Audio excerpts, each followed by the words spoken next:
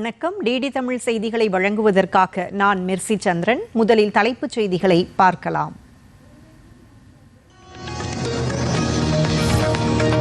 செயற்கை நுண்ணறிவு தொழில்நுட்ப சர்வதேச உச்சி மாநாடு புதுதில்லியில் தொடக்கம். 5 நாட்கள் நடைபெறும் இந்த மாநாட்டில் ஆஸ்திரேலியா, ஜப்பான், பிரிட்டன், பிரான்ஸ் உட்பட பல்வேறு நாடுகள் பங்கேற்பு. கல்வி, சுகாதாரம், வேளாண்மை, நிர்வாகம் உட்பட பல்வேறு துறைகளில் செயற்கை நுண்ணறிவு தொழில்நுட்பம் மாற்றத்தை ஏற்படுத்தி வருகிறது. பிரதமர் நரேந்திர மோடி தகவல்.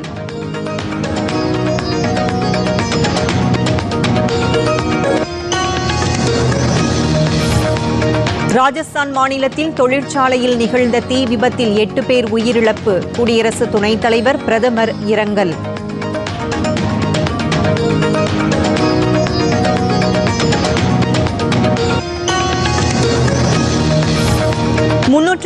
வது பிரிவு ரத்து செய்யப்பட்ட பிறகு காஷ்மீர் வடகிழக்கு பகுதிகளில் வன்முறை 80% குறைந்துள்ளது. மத்திய உள்துறை அமைச்சர் அமித்ஷா பேச்சு.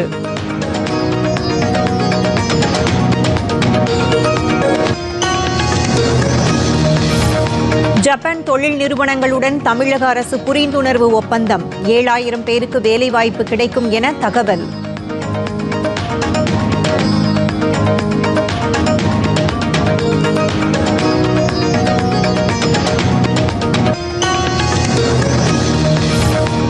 யார் மனதையும் புண்படுத்தும் நோக்கமில்லை. விஜயை விமர்சித்தது குறித்து பாஜக மாநில தலைவர் நயினார் நாகேந்திரன் விளக்கம்.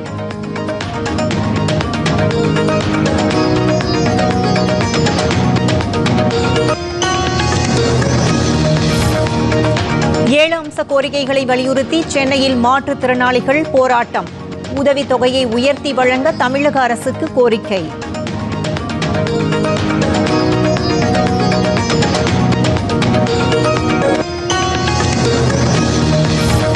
சீனாவில் பட்டாசு கடையில் ஏற்பட்ட தீ விபத்து.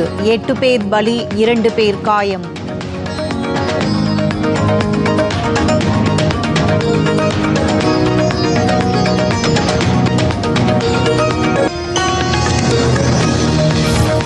T20 உலகக்கோப்பை கிரிக்கெட் போட்டி. ஐக்கிய அரபு அமீரகம் அணியை வீழ்த்தி ஆப்கானிஸ்தான் வெற்றி.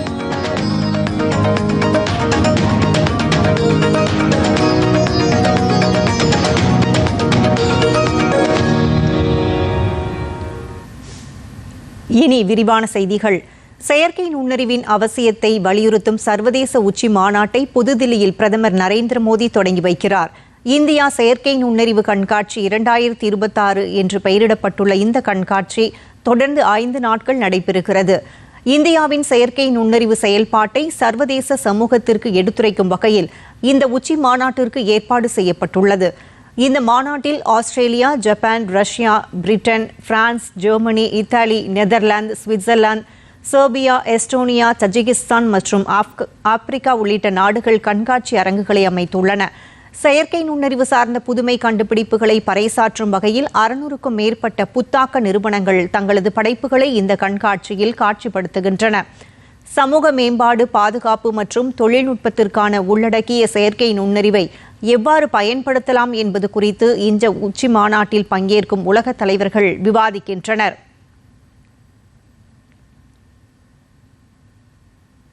கல்வி, சுகாதாரம், வேளாண்மை, நிர்வாகம், தொழில் உட்பட பல்வேறு துறைகளில் செயற்கை நுண்ணறிவு தொழில்நுட்பம் மாற்றத்தை ஏற்படுத்தி வருவதாக பிரதமர் நரேந்திர மோடி தெரிவித்துள்ளார்.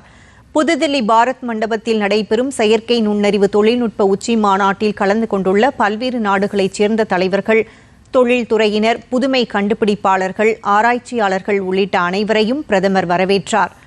இது தொடர்பாக எக்ஸ் பக்கத்தில் பதிவிட்டுள்ள அவர், அனைவருக்குமான நலன், அனைவருக்குமான மகிழ்ச்சி என்ற தலைப்பில் நடைபெறும் இந்த உச்சி மாநாடு சமூக மேம்பாட்டிற்கு செயற்கை நுண்ணறிவை பயன்படுத்துவது குறித்த நமது உறுதிப்பாட்டை பிரதிபலிப்பதாக கூறியுள்ளார். புதுமை கண்டுபிடிப்புகள், ஒருங்கிணைப்பு, பொறுப்புமிக்க பயன்பாடு உட்பட பல்வேறு அம்சங்களில் உலகளவிலான விவாதத்தை இந்த உச்சி மாநாடு வலுப்படுத்தும் என்றும் அவர் கூறியுள்ளார். AI உச்சி மாநாட்டை நடத்துவதற்கு இந்தியா சரியான இடம் என ஐநா பொதுச் செயலாளர் ஆண்டனியோ குட்டரஸ் தெரிவித்துள்ளார். இது தொடர்பாக பேசிய அவர், செயற்கை நுண்ணறிவு ஒரு சில சக்தி வாய்ந்த நாடுகளுக்கு மட்டும் சேவை செய்யாமல் முழு உலகிற்கும் சேவை செய்ய வேண்டும் என்று கேட்டுக்கொண்டார்.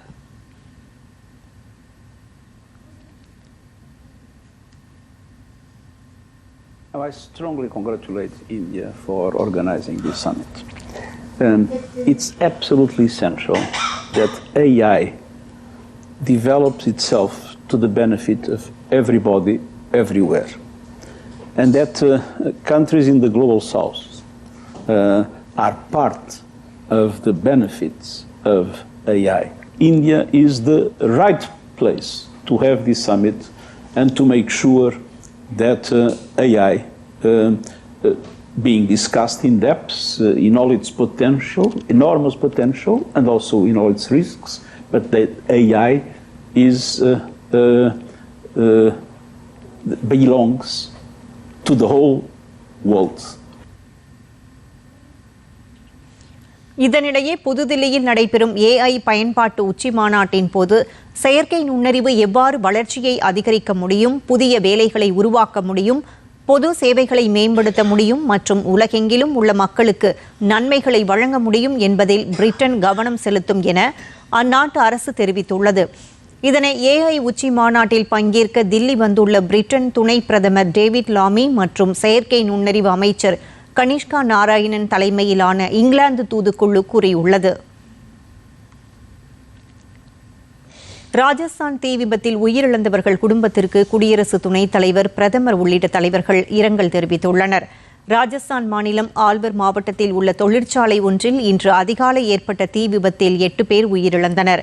பலர் படுகாயமடைந்தனர். அட்டை பெட்டி தயாரிக்கும் இந்த தொழிற்சாலையில் வெடிச்சத்தம் கேட்டதாகவும் இதைத் தொடர்ந்து தீ விபத்து நிகழ்ந்ததாக அருகில் இருந்தவர்கள் தெரிவித்தனர். தகவல் அறிந்து விரைந்து சென்ற தீயணைப்பு வீரர்கள் தீயை கட்டுப்படுத்தி தொழிற்சாலைக்குள் சிக்கி இருந்தவர்களை மீட்கும் நடவடிக்கைகளில் ஈடுபட்டனர். இந்த தீ விபத்தில் 8 பேர் உடல் கருகி உயிரிழந்ததாக தீயணைப்புத்துறை அதிகாரி ஒருவர் தெரிவித்தார். ராஜஸ்தான் தீ விபத்தில் உயிரிழந்தவர்கள் குடும்பத்திற்கு குடியரசு துணைத் தலைவர், பிரதமர் உள்ளிட்ட தலைவர்கள் இரங்கல் தெரிவித்துள்ளனர். குடியரசு துணைத் தலைவர் CP ராதாகிருஷ்ணன் வெளியிட்டுள்ள எக்ஸ் தள பதிவில் காயமடைந்தவர்கள் விரைவில் குணமடைய பிரார்த்தனை செய்வதாக கூறியுள்ளார். பிரதமர் நரேந்திர மோடி வெளியிட்டுள்ள எக்ஸ் தள பதிவில் ராஜஸ்தான் மாநில தீ விபத்து சம்பவம் மிகவும் துயரமானது என்றும் உயிரிழந்தோர் குடும்பத்திற்கு இரங்கல் தெரிவிப்பதாகவும் கூறியுள்ளார். காயமடைந்தவர்கள் விரைவில் குணமடைய பிரார்த்திப்பதாகவும் பிரதமர் தெரிவித்துள்ளார். நாடு முழுவதும் மாவோயிஸ்ட் தீவிரவாதம் முற்றிலும் ஒழிக்கப்படும் என மத்திய உள்துறை அமைச்சர் அமித்ஷா தெரிவித்துள்ளார். தில்லி காவல்துறையின் 79வது நிறுவன தின கொண்டாட்டத்தில் கலந்து கொண்ட அமித்ஷா அணிவகுப்பு மரியாதையை ஏற்றுக்கொண்டார்.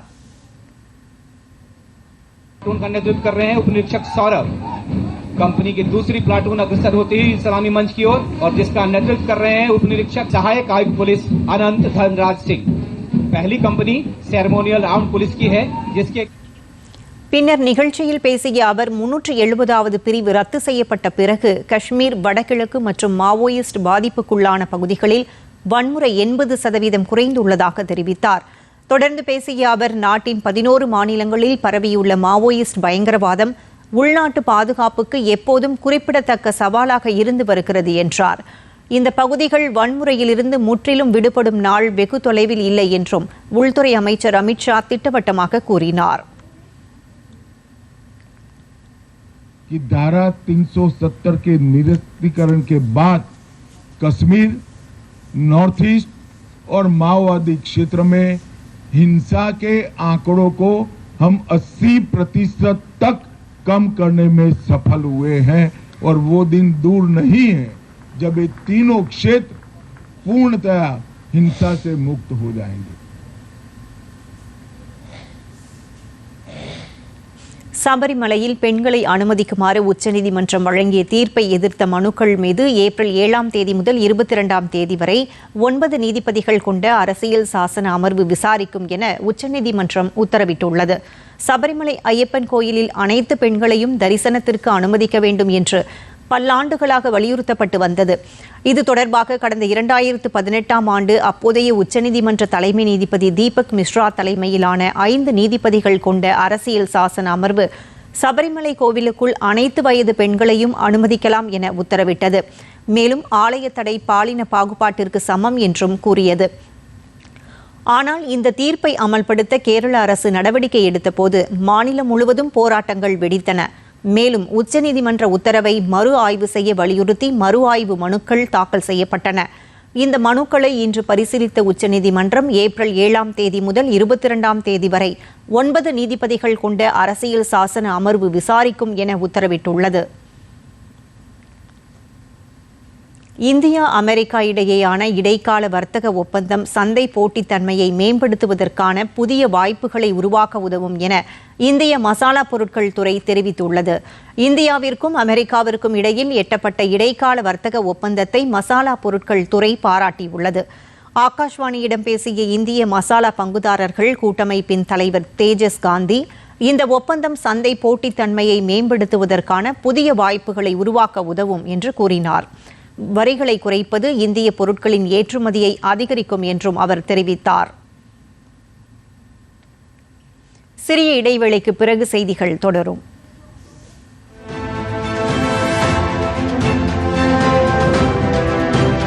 புதுச்சேரியில் வெல்லப்போவது யார்? மக்களின் நாடி துடிப்பு என்ன? நம்முடைய புதுச்சேரி அரசு இந்த 5 ஆண்டு காலத்தில் கிட்டத்தட்ட 2430 கோடி ரூபாய் செலவு செய்திருக்கிறோம். சென்ற ஆட்சி காலத்தில் பார்த்தால் 1800 கோடி கூட செலவு செய்யவில்லை. ஞாயிற்றுக்கிழமை போய் பாருங்க, பஸ் ஸ்டாண்ட்ல ஆயிரக்கணக்கான இளைஞர்கள் பஸ்ஸுக்கு கொத்திக்கிட்டு போறா சென்னைக்கு. ஏன்? வேலை இல்லை. வேலை வாய்ப்பை உருவாக்குவதற்கு எந்த விதமான திட்டமும் இந்த அரசிடம் இல்லை. பார்லிமெண்ட்ல கத்துறாங்க எஸ்ஐஆர் வேணான்னு. பாண்டிச்சேரியில் என்ன தெரியுமா செஞ்சாங்க நம்ம காங்கிரஸ் தோழர்கள்லாம்? ஃபர்ஸ்ட் பிஎல்ஏ 1 ஃபுல்லா அப்பாயிண்ட் பண்ணது அவங்க தாங்க. டபுள் இன்ஜின் ஆட்சி இன்றைக்கு புதுச்சேரி மாநிலத்தை மேல கொண்டு போய் ஒண்ணும் இல்லை. திண்டிவனம் பக்கம் ஒரு இன்ஜின் தூக்கின் போது, கடலூர் பக்கம் ஒரு இன்ஜின் தூக்கின் போது, இங்க முதலமைச்சருக்கு, அதாவது முதலமைச்சருக்கான அதிகாரம் கொடுக்கப்படவில்லை. தேர்தல் நேரத்தில் வாக்காளர்களுக்கு பணத்தையும் கொடுத்து பெற்றுவிடலாம் என்ற ஒரே நம்பிக்கையில் மக்கள் பிரச்சனையை பக்கம் இவங்க திரும்புறதில்லை. ஒரு வீடு வாடகை வீடு கட்டி கொடுத்துறீங்களா? கட்டி கொடுக்கல. ஆனா எல்லாம் ரியல் எஸ்டேட் பண்ணிட்டீங்க. எல்லாமே ரியல் எஸ்டேட் பண்ணிட்டீங்க. கோயில் இடம் காமாட்சி அம்மன் இடத்தை கூட எடுத்துட்டீங்க ஃபுல்லாவே.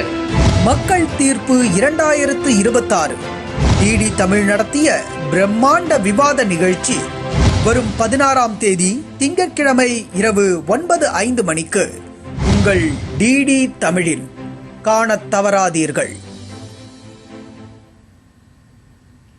செய்திகள் தொடர்கின்றன. முதலமைச்சர் மு க ஸ்டாலின் முன்னிலையில் ஜப்பான் தொழில் நிறுவனங்களுக்கும் தமிழக அரசுக்கும் இடையே புரிந்துணர்வு ஒப்பந்தம் கையெழுத்தானது. சென்னை தலைமைச் செயலகத்தில் நடைபெற்ற இந்த நிகழ்ச்சியில் ஜப்பான் நாட்டைச் சேர்ந்த மினிபியா எக்வஸ் நிறுவனங்கள் தமிழகத்தில் 4000 கோடி ரூபாய் முதலீட்டில் திருவள்ளூர் மற்றும் கிருஷ்ணகிரி மாவட்டத்தில் தொழிற்சாலைகளை தொடங்க இந்த ஒப்பந்தம் வழிவகை செய்கிறது. இதன் மூலம் மொத்தம் 7000 பேருக்கு வேலைவாய்ப்பு கிடைக்கும் என தமிழக அரசின் செய்திக்குறிப்பில் தெரிவிக்கப்பட்டுள்ளது. நடிகை எம்.என். ராஜம், இயக்குனர் எஸ்.பி. முத்துராமன் ஆகியோருக்கு கலைத்துறை வித்தகர் விருது வழங்கப்பட்டுள்ளது.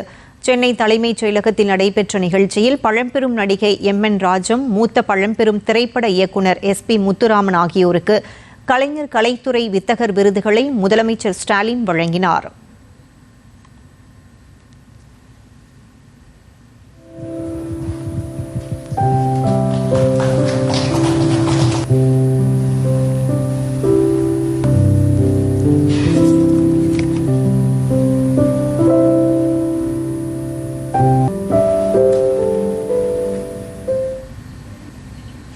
இந்த நிகழ்ச்சியில் அவர்களது குடும்பத்தினர் மற்றும் தமிழ் வளர்ச்சித்துறை அமைச்சர் மு.பே. சாமிநாதன் உள்ளிட்டோர் கலந்து கொண்டனர்.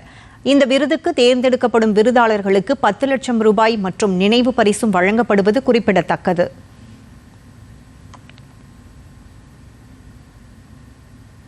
யார் மனதையும் புண்படுத்தும் நோக்கமில்லை என பாஜக மாநில தலைவர் நயினார் நாகேந்திரன் விளக்கம் அளித்துள்ளார். மதுரையில் பிரதமர் நரேந்திர மோடி பங்கேற்கும் பொதுக்கூட்டம் மார்ச் 1ஆம் தேதி நடைபெறவுள்ளது. இந்த பொதுக்கூட்டத்திற்கான பணிகளை ஆய்வு செய்த அவர் பின்னர் செய்தியாளர்களிடம் பேசினார். அப்போது விஜயை விமர்சித்தது குறித்து செய்தியாளர்கள் கேள்வி எழுப்பினர்.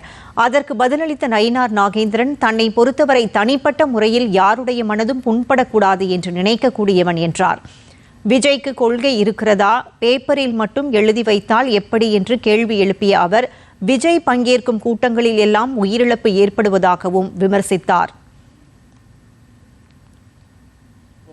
தனிப்பட்ட முறையில் யாருடைய மனதும் புண்படக்கூடாதுன்னு நினைக்கக்கூடியது, அவ்வளவுதான். எல்லை தாண்டி மீன்பிடித்ததாக கூறி காரைக்கால் மாவட்டத்தைச் சேர்ந்த 25 மீனவர்களை இலங்கை கடற்படையினர் கைது செய்துள்ளனர். காரைக்கால் மாவட்டம் கிளிஞ்சல் மேடு பகுதியைச் சேர்ந்த 25 மீனவர்கள் 2 விசைப்படகுகள் மூலம் காரைக்கால் மீன்பிடி துறைமுகத்தில் இருந்து மீன்பிடிக்க சென்றனர். இந்நிலையில் கோடியக்கரைக்கு தென்கிழக்கே மீன்பிடித்துக் கொண்டிருந்த போது அங்கு அத்துமீறி வந்த இலங்கை கடற்படையினர் துப்பாக்கி முனையில் மீனவர்களை கைது செய்து படகுகளையும் பறிமுதல் செய்தனர். இது தொடர்பாக உரிய நடவடிக்கை எடுக்க வேண்டும் என்று மீனவ கிராம மக்கள் கோரிக்கை விடுத்துள்ளனர்.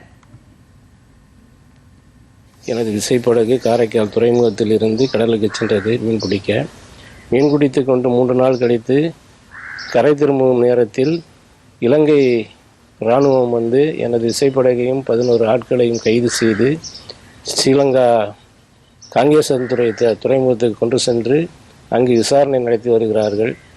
எனது விசைப்படகையும் எனது மீனவர்களையும் மத்திய அரசும் மாநில அரசும் சேர்ந்து எனது விசைப்படகையும் மீனவர்களையும் மீட்டு தருமாறு மிக தாழ்மையுடன் கேட்டுக்கொள்கிறேன். அவதூறு வழக்கில் திமுக மூத்த எம்பி TR பாலுவை நீதிமன்றத்தில் குறுக்கு விசாரணை செய்ததாக முன்னாள் பாஜக மாநில தலைவர் அண்ணாமலை தெரிவித்துள்ளார். இது தொடர்பாக சென்னையில் செய்தியாளர்களை சந்தித்த அவர் திமுக ஊழல் பட்டியல் தொடர்பாக TR பாலு மீது புதிய அவதூறு வழக்கு தொடர இருப்பதாகவும் இதற்காக வழக்கறிஞருடன் ஆலோசனை மேற்கொள்ள இருப்பதாகவும் தெரிவித்தார். நேர்மையான அரசியல்வாதியாக இருக்க வேண்டும் என்று நினைத்தால் கடினமான பாதையில் பயணித்தாக வேண்டும் என்றும் அண்ணாமலை கூறினார். எதையுமே தெரியாம நான் ஏதோ ஊழல் செய்து எந்த ஒரு பொது வாழ்க்கையிலும் இல்லாத நான் ஊழல் செய்து ஒரு சொத்தை வாங்குறேன்னு சொன்னாரு. அதற்காக கிராஸ் எக்ஸாமினேஷன் நடக்கும் பொழுதே அதை நீதியரசரிடம் பதிவு செய்துவிட்டு நாளை அவர் மீது மற்றும் ஒரு புதிய அவதூறு வழக்கை நாங்கள் தொடுக்க இருக்கின்றோம். எங்களுடைய வழக்கறிஞர்கள் அண்ணன் குமரகுரு அவர்கள் வழக்கறிஞர் தலைவராக இருக்கிறாங்க. அவர் அனுமதி வாங்கி அண்ணன் பால் கனகராஜ் அவர்கள் எங்களுடைய மூத்த வழக்கறிஞர் அவர் இந்த அவதூறு வழக்கை மற்றும் தொடுக்க போகிறோம். அதனால் இந்த கேஸை பொறுத்த வரைக்கும் நாங்கள் விடப்போவது கிடையாது. அதனால் நேர்மையான அரசியலை முன்னெடுக்க வேண்டும் என்று நினைக்கக்கூடிய நான் அந்த கடினமான பாதையில் பயணிச்சு தான் ஆகணும். சென்னையில் 7 அம்ச கோரிக்கைகளை வலியுறுத்தி மாற்றுத்திறனாளிகள் போராட்டத்தில் ஈடுபட்டனர். அரசு பணியில் இடஒதுக்கீடு, உதவித்தொகை உயர்வு, AI கருவி வழங்க வேண்டும் உள்ளிட்ட 7 அம்ச கோரிக்கைகளை வலியுறுத்தி சென்னை சேப்பாக்கத்தில் உள்ள சமூக நலத்துறை அலுவலகத்தில் மாற்றுத்திறனாளிகள் முற்றுகையிட்டு போராட்டத்தில் ஈடுபட்டனர். மேலும் அவர்கள் அரசின் கவனத்தை ஈர்க்கும் வகையில் சைகை மொழி காட்டியும் விசில் அடித்தும் போராட்டத்தில் ஈடுபட்டனர். 2047ஆம் ஆண்டிற்குள் இந்தியாவை வளர்ந்த நாடாக மாற்றுவதை இலக்காக கொண்டு மத்திய அரசின் நிதிநிலை அறிக்கை தாக்கல் செய்யப்பட்டுள்ளதாக பாஜக தேசிய ஊடகப் பிரிவு செய்தி தொடர்பாளர் குரு பிரசாத் சௌகான் தெரிவித்தார். வேலூரில் மத்திய அரசின் நிதிநிலை அறிக்கை மற்றும் தமிழகத்தில் நடைபெறவுள்ள சட்டமன்ற தேர்தலை குறித்து செய்தியாளர்களிடம் பேசிய அவர் மக்களுக்கான திட்டங்களை நிறைவேற்றுவதில் மத்திய அரசு தற்போது அதிக கவனம் செலுத்தி வருவதாக கூறினார். தற்போதைய நிதிநிலை அறிக்கையில் பல்வேறு துறைகளுக்கு அதிக நிதி ஒதுக்கீடு செய்யப்பட்டுள்ளதால் இந்தியா விரைவில் வளர்ச்சியடைந்த நாடாக மாறும் என அவர் நம்பிக்கை தெரிவித்தார். இளைஞர்கள் வேலை வழங்குபவர்களாக மாற வேண்டும் என்பதே மத்திய அரசின் நோக்கம் என குறிப்பிட்ட அவர் சிறு குறு மற்றும் நடுத்தர தொழில்களுக்கு 10,000 கோடி ரூபாய் நிதி ஒதுக்கப்பட்டுள்ளதாக தெரிவித்தார். This budget has been made keeping in mind our aspirations for 2047. We must and we will become a developed country and everyone will have a role to play in that. The budget strengthens India's infrastructure, science, technology, jobs, ecosystem and education. In a nutshell, in a conclusion, we can say for Tamil Nadu, for Vellore, it presents clear opportunities, friends.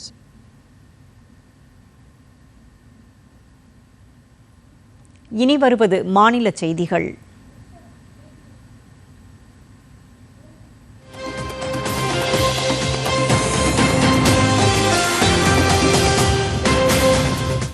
வருவாய்த்துறை சார்பில் கடந்த 4.5 ஆண்டுகளில் 22 லட்சம் இலவச வீட்டுமனை பட்டாக்கள் வழங்கி சாதனை படைத்துள்ளதாக மாநில வருவாய்த்துறை அமைச்சர் KKSSR ராமச்சந்திரன் தெரிவித்துள்ளார்.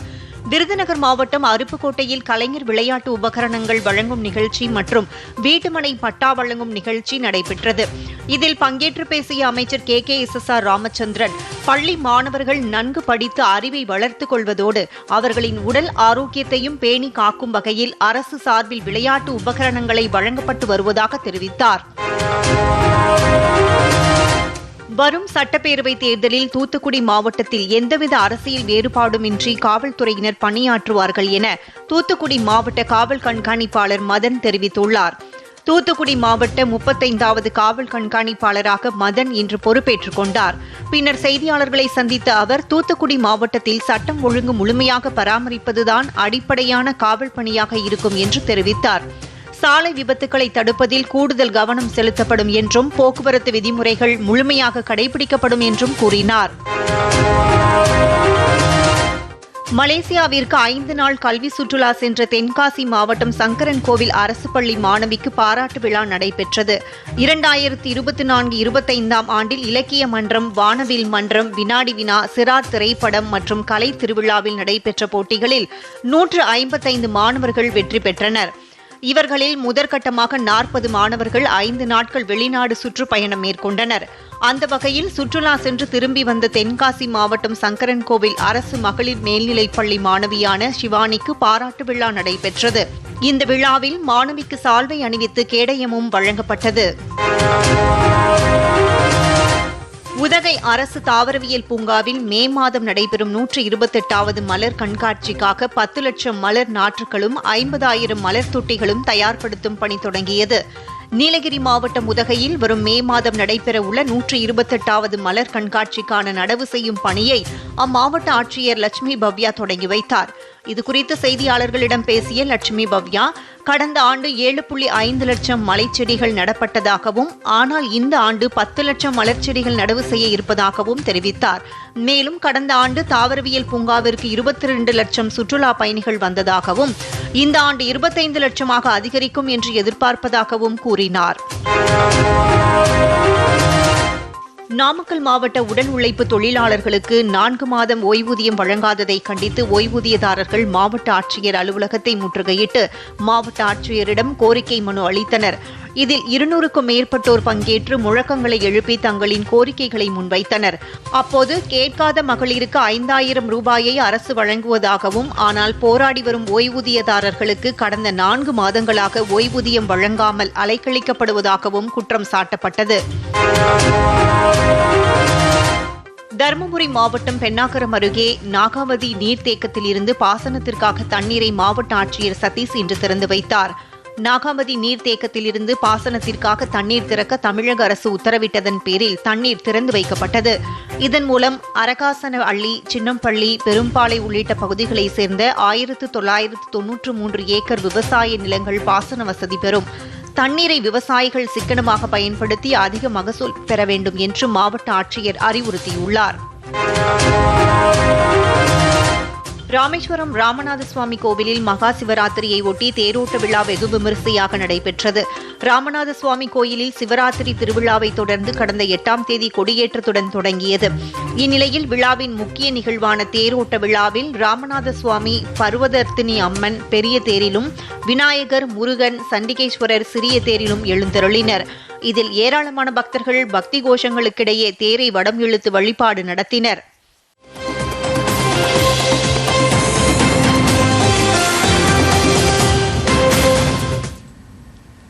சீனாவில் பட்டாசு கடை ஒன்றில் ஏற்பட்ட வெடி விபத்தில் 8 பேர் உயிரிழந்தனர். லூனார் புத்தாண்டு கொண்டாட்டத்தை முன்னிட்டு ஜியாங்சு மாகாணத்தில் உள்ள கிராமத்தில் வீடுகளுக்கிடையே அமைக்கப்பட்டிருந்த இந்த கடையில் திடீரென வெடி விபத்து ஏற்பட்டது. இந்த விபத்தில் மேலும் 2 பேர் படுகாயமடைந்தனர். வசந்த கால திருவிழா என அழைக்கப்படும் லூனார் புத்தாண்டு கொண்டாட்டம் சீனாவில் பட்டாசு மற்றும் வான வேடிக்கைகளுடன் களை கட்டுவது வழக்கம். நாட்டை விட்டு வெளியேற முயன்றபோது யுக்ரைனின் முன்னாள் எரிசக்தி அமைச்சர் ஜெர்மன் கலுஷெங்கோ கைது செய்யப்பட்டுள்ளார். நீண்டகால ஊழல் வழக்கின் ஒரு பகுதியாக மாநில எல்லையை கடக்கும் போது முன்னாள் அமைச்சர் நேற்று கைது செய்யப்பட்டதாக யுக்ரைனின் தேசிய ஊழல் தடுப்பு பணியகம் தெரிவித்துள்ளது. எரிசக்தி துறையில் பெரும் ஊழல் மோசடிக்கு மத்தியில் கடந்த ஆண்டு அரசில் இருந்து விலகிய கலுஷெங்கோ தான் தவறு எதுவும் செய்யவில்லை என்று மறுத்துள்ளார். லெபனான் சிரியா எல்லைக்கு அருகே ஒரு வாகனத்தை குறிவைத்து இஸ்ரேல் நடத்திய வான்வழி தாக்குதலில் 4 பேர் கொல்லப்பட்டனர். இது ஏற்கனவே போர் நிறுத்தம் இருந்த போதிலும் இஸ்ரேலின் அத்துமீறல் நடவடிக்கையை காட்டுவதாக அமைந்துள்ளது. லெபனானின் தேசிய செய்தி நிறுவனத்தின்படி நேற்று இரவு லெபனான் சிரிய எல்லைக்கு அருகில் உள்ள மஜ்தால் அன்சார் பகுதியில் ஒரு காரை இஸ்ரேலிய ட்ரோன் தாக்கியது. பாலஸ்தீன போராளி குழுவான இஸ்லாமிய ஜிஹாத்தைச் சேர்ந்த செயல்பாட்டாளர்களை குறிவைத்ததாக இஸ்ரேலிய ராணுவம் தெரிவித்துள்ளது.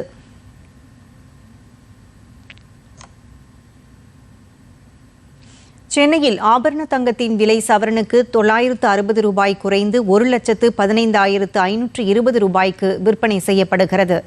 கிராமுக்கு 120 ரூபாய் குறைந்து 14,440 ரூபாய்க்கு விற்பனையாகிறது. 1 கிராம் வெள்ளி 15 ரூபாய் குறைந்து 1 கிராம் 265 ரூபாய்க்கு விற்பனையாகிறது.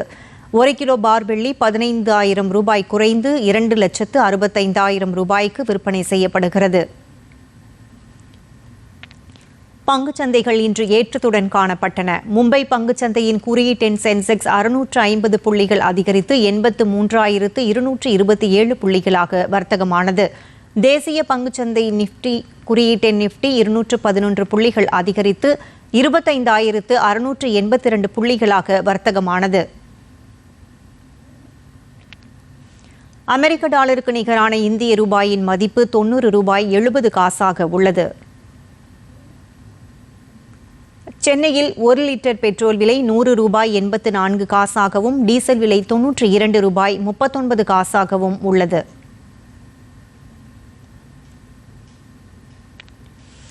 எல்லைப் பகுதியில் விளையாட்டு உட்கட்டமைப்பை வலுப்படுத்தும் வகையில் அருணாச்சல பிரதேசத்தின் புதிதாக கட்டப்பட்ட அதிநவீன வாலிபால் மைதானத்தை மத்திய அமைச்சர் கிரண் ரிஜிஜு திறந்து வைத்தார். இந்த மைதானம் தவாங் மாவட்டத்தின் முயோ பகுதியில் அமைக்கப்பட்டுள்ளது. மத்திய அரசின் கேலோ இந்தியா முன்னெடுப்பின் கீழ் உருவாக்கப்பட்ட இந்த வசதி உட்புற விளையாட்டுகளுக்கு, குறிப்பாக கைப்பந்துக்கு நவீன பயிற்சி வசதிகளை வழங்குவதுடன் தடகள போட்டிகளில் இளைஞர்களின் பங்களிப்பை ஊக்குவிக்கும். T20 உலகக்கோப்பை கிரிக்கெட் தொடரில் தில்லியில் இன்று நடைபெற்ற முதல் லீக் ஆட்டத்தில் ஐக்கிய அரபு அமீரகம் அணியை வீழ்த்தி ஆப்கானிஸ்தான் அணி வெற்றி பெற்றது. இந்த போட்டியில் டாஸ் வென்ற ஆப்கானிஸ்தான் அணி பந்து வீச்சை தேர்வு செய்தது. அதன்படி முதலில் பேட் செய்த ஐக்கிய அரபு அமீரகம் 20 ஓவர்கள் முடிவில் 9 விக்கெட்டுகள் இழப்பிற்கு 160 ரன்கள் எடுத்தது. பின்னர் விளையாடிய ஆப்கானிஸ்தான் அணி 19.2 ஓவர் முடிவில் 5 விக்கெட் இழப்பிற்கு இலக்கை கடந்தது. இதன் மூலம் அந்த அணி 5 விக்கெட் வித்தியாசத்தில் வெற்றி பெற்றது. தற்போது கொல்கத்தா ஈடன் கார்டன் மைதானத்தில் நடைபெறும் 2வது லீக் ஆட்டத்தில் இத்தாலி அணிக்கு 202 ரன் என்ற இலக்கை இங்கிலாந்து அணி நிர்ணயித்துள்ளது. இந்த போட்டியில் டாஸ் வென்ற இங்கிலாந்து அணி முதலில் பேட்டிங் செய்தது. 20 ஓவர் முடிவில் அந்த அணி 7 விக்கெட் இழப்பிற்கு 202 ரன் குவித்தது. அதிகபட்சமாக அந்த அணி வீரர் வில் ஜாக்ஸ் 53 ரன் அடித்தார். இதையடுத்து 203 ரன் என்ற இலக்கை நோக்கி இத்தாலி அணி விளையாடி வருகிறது. இன்று இரவு 7 மணிக்கு இலங்கையின் பலிகலே மைதானத்தில் தொடங்கும் 3வது லீக் போட்டியில் ஆஸ்திரேலியா, இலங்கை அணிகள் பலப்பரீட்சை நடத்துகின்றன. தமிழகத்தில் இன்று முதல் 3 நாட்களுக்கு வறண்ட வானிலையே நிலவும் என்று சென்னை வானிலை ஆய்வு மையம் தெரிவித்துள்ளது. இது தொடர்பாக அந்த மையம் வெளியிட்டுள்ள அறிக்கையில், பூமத்திய ரேகைக்கு அருகில் உள்ள இந்திய பெருங்கடலின் கிழக்கு பகுதிகள் மற்றும் அதனை ஒட்டிய தெற்கு வங்கக்கடலின் மைய பகுதிகளின் மேல் ஒரு வளிமண்டல மேலடுக்கு சுழற்சி நிலவுகிறது என்று கூறப்பட்டுள்ளது. இதன் காரணமாக இன்று காலை அதே பகுதிகளில் காற்றழுத்த தாழ்வு பகுதி உருவானது என்றும், இது மேற்கு வடமேற்கு திசையில் நகர்ந்து தென்மேற்கு வங்கக்கடல் மற்றும் அதனை ஒட்டிய பூமத்திய ரேகைக்கு அருகில் உள்ள இந்திய பெருங்கடலின் கிழக்கு பகுதிகளில் வரும் 18ஆம் தேதி மேலும் வலுப்பெறக்கூடும் என்று குறிப்பிடப்பட்டுள்ளது. இத்துடன் இந்த செய்திகள் நிறைவடைந்தன. மீண்டும் செய்திகள் இரவு 7 மணிக்கு. வணக்கம்.